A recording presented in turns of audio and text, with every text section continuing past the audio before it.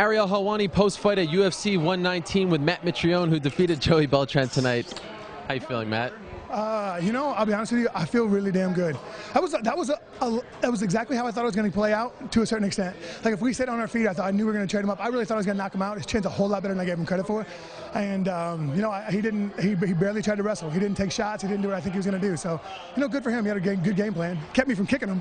It's amazing just to watch you out there after what we saw on Tough. I mean, the way you were so active on your feet, switching stances, throwing some kicks as well. I mean, really, you've progressed in front of our eyes. Do you feel as though you sort of lived up to your expectations in this fight? You know, I don't know. I can't give you a good answer for that yet. I can tell you that I felt like I was more mobile. I definitely listened to my corner a whole lot more.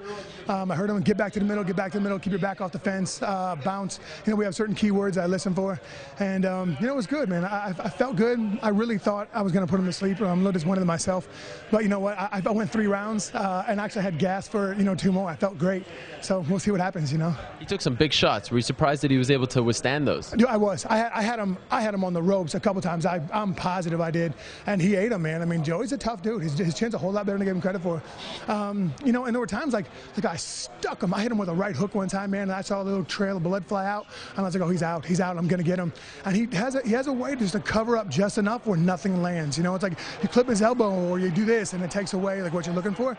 I mean, so I was frustrated, to be honest with you, but you know, it was good. I'm glad I won. That's for sure. Of course, you get really pumped up out there. I mean, I saw you walk into the cage. I don't know if you noticed, but you jumped onto the cage, you swung the door open, you actually nailed the photographer so hard. Oh, no. You were that into it. How do you use that energy to not, you know, overthink things, but actually use it in a positive fashion and still stay calm out there?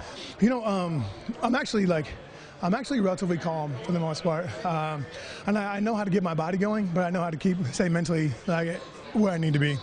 And I'm a little more intelligent and in touch with more people than I think I am. Shocking. Yeah, no, go figure. I play such a dumbass. You know, I'm a meathead. You know? How about that? The crowd was chanting meathead. Did you hear that? Yeah, I did, brother. Isn't that awesome, man? You know, it's funny, like a home crowd advantage is really legit. I mean, that was phenomenal. Like just hearing them on, they were so excited, dude. And they every time I'd land something really nice, they would chant so loud. And every time he'd land something, they'd be like, you know. And I guarantee that had to dishearten them a little bit. More to that point, I mean, a year ago you were just starting out on the show. Now, a year later, you're 3-0 in the UFC. You just won in Indianapolis. You went to Purdue. You had the home crowd in front of you. Are you able to take a step back and go, wow, I can't believe what has happened to me in the last year? You know, actually, like a little bit ago, probably like a month ago, I thought to myself, like, geez. We were at a show called Magic in Vegas, and Roy Nelson was out there, and so was Brendan Schaub. And we're actually talking like, I can't believe it's been a year and our lives have changed. Well, Brendan's and mine have changed so much. Roy's is pretty much the same.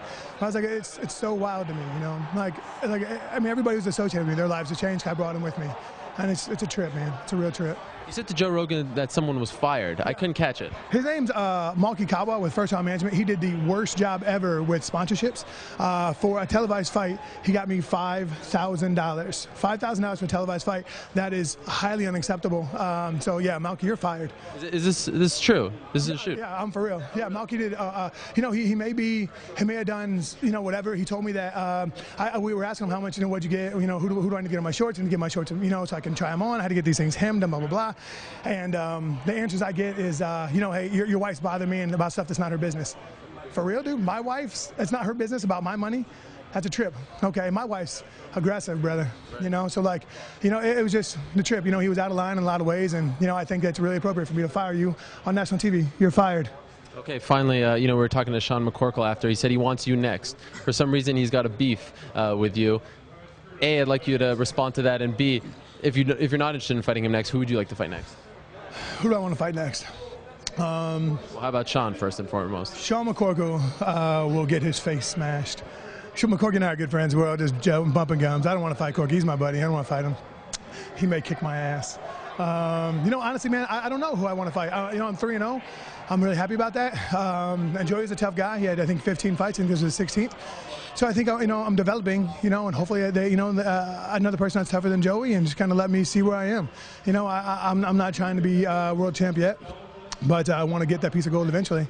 But whatever it is, I'm going to do it, brother. All right, congratulations. Enjoy those checks, my friend. Hey, thank you very much. I really appreciate it, man. Hey, thanks a lot, everybody. You all have been so supportive. Thank you so much, man.